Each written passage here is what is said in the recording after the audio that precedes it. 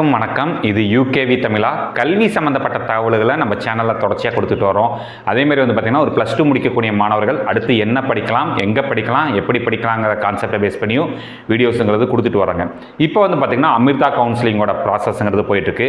இந்த அமிர்தா கவுன்சிலிங்கில் choice filling இது சம்மந்தமாக ஏற்கனவே நம்ம வந்து தகவல்கள் கொடுத்தாச்சு. இப்போ இதில் பேரண்ட்ஸ் பெரும்பாலும் கேட்ட தகவல்கள் என்னென்னு பார்த்தீங்கன்னா இந்த ஃபீஸ் ஸ்ட்ரக்சர் பற்றின தகவல்கள் தான் கேட்டிருந்தாங்க. அமிர்தா கவுன்சிலிங் அமிர்தா யூனிவர்சிட்டியில் வந்து என்ன மாதிரியான ஃபீஸ் ஸ்ட்ரக்சர் ஃபாலோ பண்ணுறாங்க, இல்லை புதுசாக இன்னொரு விஷயம் சொல்கிறாங்களே சார், இப்போ மற்ற டீம்டு யூனிவர்சிட்டிஸில் இல்லை மற்ற கல்லூரிகளை சேர்ந்துட்டிங்கன்னா நீங்கள் வந்து கல்லூரிகளை சேர்ந்துட்டா போதும், நீங்கள் உங்களுக்கு என்ன ஃபீஸ் ஸ்ட்ரக்சரில் கிடச்சிருக்கோ அதே ஃபீஸ் ஸ்ட்ரக்சரில் தான் கடைசி வரைக்கும் கண்டினியூ பண்ணுவோம். ஆனால் இந்த அமிர்தா யூனிவர்சிட்டியில் மட்டும் என்னமோ புதுசாக வந்து ஃபீஸ் வந்து மாறிக்கிட்டே இருக்கும். ஒவ்வொரு செமஸ்டருக்கும் ஒவ்வொரு வருஷத்துக்கும் ஃபீஸ் மாறுங்கிறாங்களே, அது உண்மையானு கேட்குறாங்க. ஸோ அதுக்கான ஒரு விளக்கமாக தான் இந்த வீடியோங்கிறது இருக்க போகுது. முழுமையான தகவல்கள் வேணுங்கிறவங்க இந்த வீடியோவை ஸ்கிப் பண்ணாமல் பாருங்கள். இப்போ நீங்கள் பார்த்துக்கிட்டு இருக்கிறது வந்து பார்த்தீங்கன்னா அமிர்தா யூனிவர்சிட்டியோட ஃபீஸ் ஸ்ட்ரக்சர். ஸோ இந்த அமிர்தா யூனிவர்சிட்டியோட ஃபீஸ் ஸ்ட்ரக்சரில் வந்து பார்த்தீங்கன்னா இங்கே இந்த பக்கம் ஃபீ டைப் பாருங்கள். ஃபீ டைப்புங்கிறது இங்கே 2 வகையான ஃபீஸ் இருக்குங்க. ஒன்று ஸ்காலர்ஷிப் ஃபீ, இன்னொன்று நான் ஸ்காலர்ஷிப் ஃபீ. ஸோ நான் ஸ்காலர்ஷிப் ஃபீ எவ்வளோன்னு கொடுத்துட்டாங்க. ஸ்காலர்ஷிப் ஃபீயில் 3 கேட்டகரி இருக்குது. கேட்டகரி 1, 2, 3. ஸோ இந்த 3 கேட்டகரி வந்து எதை பேஸ் பண்ணி உங்களுக்கு ஸ்காலர்ஷிப் தராங்கன்னா, நீங்கள் அமிர்தா இன்ஜினியரிங் என்ட்ரன்ஸ் எக்ஸாம்னு சொல்லக்கூடிய ஏஏஇயில் என்ன பர்சன்டேஜ் வாங்கியிருந்தீங்க, எவ்வளோ ரேங்க் வாங்கியிருந்தீங்க மற்றும் ஜேடபிள்யூ பர்சன்டேஜ் எவ்வளோ வாங்கியிருந்தீங்க, அதை பேஸ் பண்ணி தான் நமக்கு வந்து ஃபீ கேட்டகரி 1, ஃபீ கேட்டகரி 2, ஃபீ கேட்டகரி 3ங்கிறது தர்றாங்க. இல்லை சார், எனக்கு இந்த நான் அமிர்தா என்ட்ரன்ஸ் எக்ஸாமே எனக்கு வந்து பெருசாக நான் ஸ்கோர் வாங்கலை, ஜேடபிள்யூலேயே ஸ்கோர் வாங்கலைன்னா நீங்கள் டேரெக்டாக என்ன பண்ணிக்கலான்னு பார்த்தீங்கன்னா ரெகுலர் ஃபீஸுங்கிறது நான் ஸ்காலர்ஷிப் ஃபீ கேட்டகரியில் சேர்ந்துக்கலாம்னு சொல்லிட்டாங்க. சார் இந்த விஷயங்கள் எல்லாமே தெரியும். ஆனால் என்ன சார் நம்மளுக்கு வந்து ஃபீஸ் ஸ்ட்ரக்சரில் என்ன மாறிக்கிட்டே இருக்கும் அப்படிங்கிறதா இதில் வந்து நீங்கள் ஃபஸ்ட்டு பார்க்க வேண்டிய விஷயம். இதில் வந்து என்ன அப்படின்னு பார்த்தீங்கன்னா ஃபஸ்ட்டு ஃபீ கேட்டகரி 1 நீங்கள் என்ன பண்ணணும் அப்படின்னு பார்த்தீங்கன்னா, நீங்கள் ஃபீ கேட்டகரி 1ல் செலக்ட் ஆகிட்டீங்க, கல்லூரிக்குள்ளே போயிட்டீங்க. ஓகே, எனக்கு காலேஜுக்குள்ளே போயிட்டேன், இனி வந்து எனக்கு எந்த பிரச்சனையும் இல்லை, நான் மார்க் சேர்த்தி வாங்கினாலும் சரி, மார்க் கம்மியாக வாங்கினாலும் சரி, எனக்கு வந்து ஃபீ கேட்டகரி 1 தான் 4 வருஷத்துக்கு வருமானு கேட்டால் கண்டிப்பாக கிடையாதுங்க. ஒவ்வொரு செமஸ்டருக்கு ஃபீ கேட்டகரி மாறிட்டே இருக்கும். உதாரணத்துக்கு நீங்கள் கேட்டகரி 1ல் வந்து ஃபீ கேட்டகரி 1ல் வந்து ஸ்காலர்ஷிப்பில் வந்து நீங்கள் உள்ளுக்க போயிருக்கீங்கன்னா, நீங்கள் குறைஞ்சபட்சம் என்ன பண்ணணும் அப்படின்னு பார்த்தீங்கன்னா, நீங்கள் எல்லா செமஸ்டர்லையுமே வந்து பார்த்தீங்கன்னா சிஜிபிஏ, அதாவது சிஜிபிஏங்கிறது 10க்கு வந்து பார்த்தீங்கன்னா 8.0 வந்து மெயின்டைன் பண்ணணும். அதாவது 80% மார்க்ஸ் வந்து நீங்கள் மெயின்டைன் பண்ணிக்கிட்டே இருக்கணுங்கிறாங்க. ஃபீ கேட்டகரி 2ல் செலக்ட் ஆனவங்க 7.5, அதாவது 75% மார்க் வந்து நீங்கள் மெயின்டைன் பண்ணணும். ரெண்டாவது விஷயம் வந்து பார்த்தீங்கன்னா, நீங்கள் இந்த 4 வருட படிப்புகள்லேயும் உங்கள் மேலே வந்து எந்த ஒரு டிசிப்ளினரி ஆக்ஷனும் எடுத்துருக்கக்கூடாதுங்கிறாங்க. முக்கியமாக எந்த ஒரு செமஸ்டர்லையுமே நீங்கள் அரியரே வைக்கக்கூடாது அப்படிங்கிறாங்க. இந்த 3 விஷயங்களும் நடந்தால் மட்டும்தான் நீங்கள் வந்து ஃபீ கேட்டகரி 1 and 2ல் மெயின்டைன் ஆக முடியும். அதில் ஏதாவது ஒரு விஷயங்கள் தப்பானால் கூட நீங்கள் ஆட்டோமேட்டிக்காக எங்கே போயிடுவீங்கன்னு பார்த்தீங்கன்னா ஃபீ கேட்டகரி ஸ்லாப் 3க்கு போயிடுவீங்க. இல்லை பர்டிகுலராக இன்னும் அவங்க விரிவாக வந்து சொல்லியிருக்காங்க. ஃபீ கேட்டகரி 1ல் வந்து பார்த்தீங்கன்னா நீங்கள் செலக்ட் ஆகிருக்கீங்க அப்படிங்கிற பட்சத்தில் நீங்கள் மினிமம் 8.0 மெயின்டைன் பண்ணியே ஆகணுங்க. அதாவது நீங்கள் வந்து 80% மதிப்பெண்கள் வந்து மெயின்டைன் பண்ணியே ஆகணும்.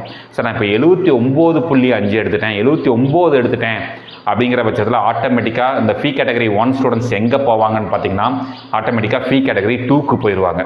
நீங்கள் வந்து ஃபீ கேட்டகரி 2க்கு போயிட்டோம், ஓகே, இப்போ அதை விட கம்மியாக எடுத்தாலும் ஃபீ கேட்டகரி 2லேயே மெயின்டைன் பண்ணுவாங்களான்னு கேட்டால் கண்டிப்பாக கிடையாது. அதே கேண்டிடேட் 7.5 to 8க்குள்ளே இருந்தால் மட்டும்தான் நமக்கு வந்து ஃபீ கேட்டகரி 2க்குள்ளே வர முடியும்.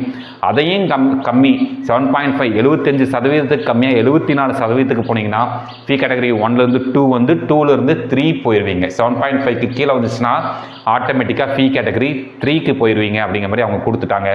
ரெண்டாவது ஃபீ கேட்டகரி 2ல் செலக்ட் ஆன மாணவர்கள் நீங்கள் மினிமம் 7.5 சிஜிபிஏ மெயின்டைன் பண்ணணும்னு இருக்காங்க.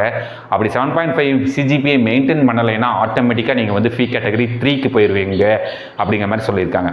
ஓகே சார், இப்போ நான் மேலே இருந்து கீழே வந்துட்டேன். நீங்கள் சொன்ன மாதிரியே வந்து நான் ஃபீ கேட்டகரி 1ல் செலக்ட் ஆனேன். ஃபஸ்ட்டு செமஸ்டர் 80% வாங்கினேன். எனக்கு ஃபஸ்ட்டு ஃபஸ்ட்டு ஃபீ கேட்டகரியில் மெயின்டைன் பண்ணுறேன்.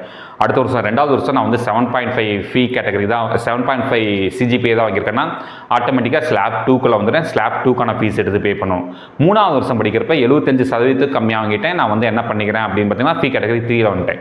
இப்போ 3rd இயரோட ரிசல்ட் நான் திருப்பியும் 80% வாங்கிட்டேன் அப்படின்னா அப்போ எனக்கு திருப்பி ஃபீ கேட்டகரி 1 அலோகேட் பண்ணுவாங்களான்னு கேட்டால் கண்டிப்பாக அலோகேட் பண்ண மாட்டாங்க.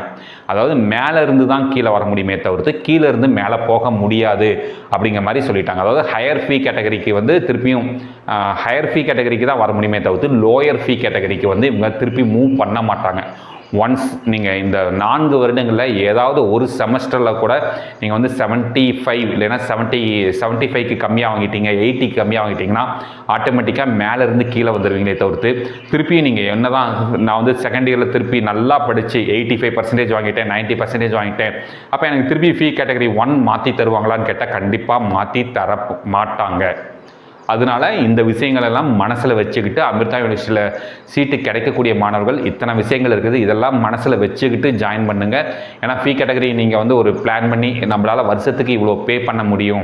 உதாரணத்துக்கு ஃபீ கேட்டகரி ஸ்லாப் 1ல் வந்து செலக்ட் ஆகிட்டீங்க, என்னால் வந்து 1.5 லட்ச ரூபா தான் பே பண்ண முடியும்னு நினச்சிட்டு நீங்கள் உள்ளுக்கு ஜாயின் பண்ணிடுவீங்க.